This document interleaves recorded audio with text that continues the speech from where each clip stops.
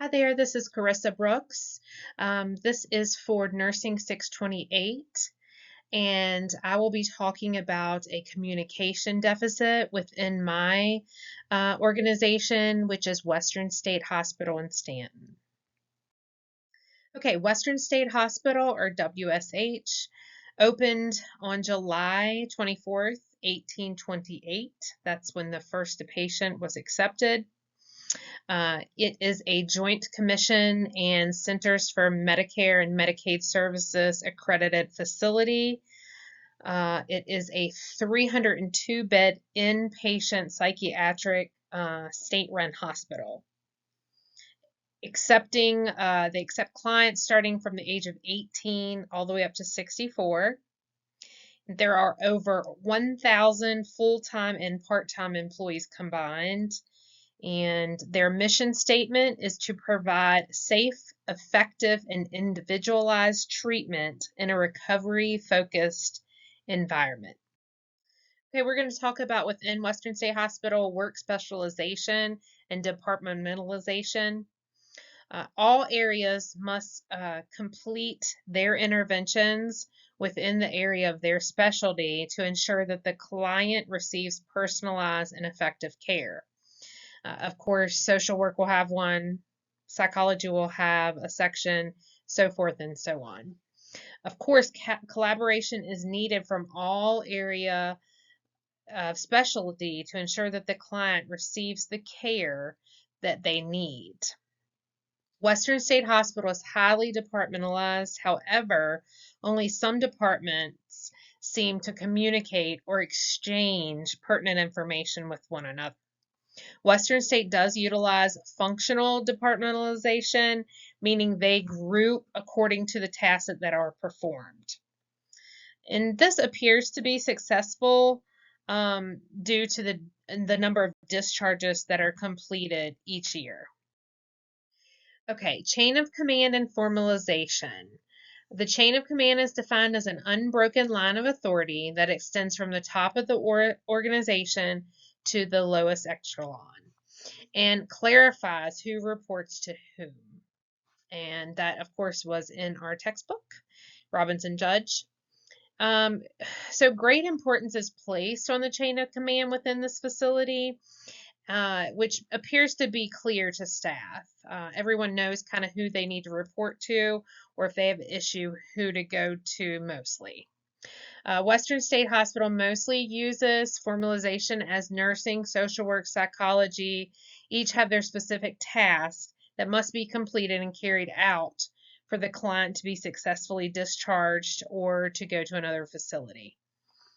Noted, I will say that a combination of both formalization and centralization tends to allow for greater resiliency, efficiency through trying organizational events. Okay, centralization and decentralization. Western State Hospital clearly uses a centralization style within the organization. The central office for the Department of Behavioral Health and Developmental Services, DBHDS, communicates with the hospital's executive team to establish guidelines for then policies to be completed, therefore. Western State Hospital additionally employs the use of decentralization as the executive team and select members of management complete policies and procedures to be sure to enforce the rules and guidelines that have been set forth by the DBHDS. Right. Span of control, boundary spanning, and organizational design. Within Western State Hospital, each departments have their own span of control or managers of each area.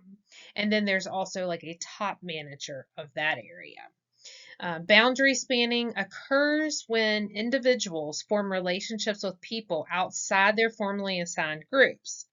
And this, of course, is from our text, Robinson Judge, on page 522. I really think that this is a key area that Western State needs to kind of hone in on and use to their advantage. just to kind of complete the circle of information.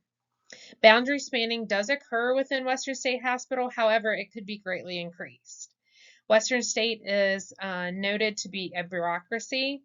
Western State Hospital is formally structured and disciplined with a highly followed implemented chain of command. Okay, findings yielded. Staff members at all levels were interviewed and questioned, and in any given position. Increase of boundary spanning is needed. Again, I'll emphasize that. Just because one area, say OT, didn't really know what nursing did, or knew some of what nursing did, but not exactly. But if we could all communicate together, we could be more efficient for that patient. Important information partially or not shared at all. Change of processes sent out via email sometimes on a Friday evening, which who knows if everyone sees it. The managers aren't there on the weekend. I am an administrator on duty, so I would be there to enforce the new rules. But again, did everyone even see this? So that's not an ideal situation to do, and this has happened in the facility. Unsure of what exactly to do or what process to use.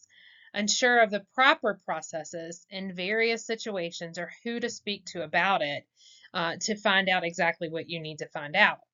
Individuals working for the same goal, however, not knowing what each is doing or the role that they play in the process exactly. That's major importance.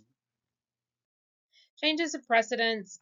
Two major deficits or needs were identified during this project. Staff education did continually also come up. That was another high instance or example that staff would give me, and communication. These two deficits identified equal or a need or a need for greater, more efficient communication, meaning some of the staff education issues really just came down to communication, and it wasn't followed through the communication chain, or there was a break in that chain somewhere that needed to be fixed. So as staff were interviewed, each issue presented circled back to communication at some level, and the lack of communication between team members related to this vital information to ensure our patients were cared for properly. Okay, actions needed going forward. Utilize the line of management already in place more effective and efficiently. Meaning we have RNCBs that report to the RNCs on each unit. The RNC is in charge of the unit. So therefore we have these managers kind of placed throughout shifts and days that we can use to spread this vital information. No major changes going out only by email or on Fridays. Not a good time. Some people aren't there. It's just not a good time to do that, to start new changes. Start staff education of vital information in staff education so we can emphasize how important these things are, such as restraint, ERC or chair, and restraints. How to document, what to document, when to document, how, when would you use that, when would you not. Communication changes need to take place at all levels of the client care. Connect with managers in each area to collaborate and create a plan to inform all members efficiently.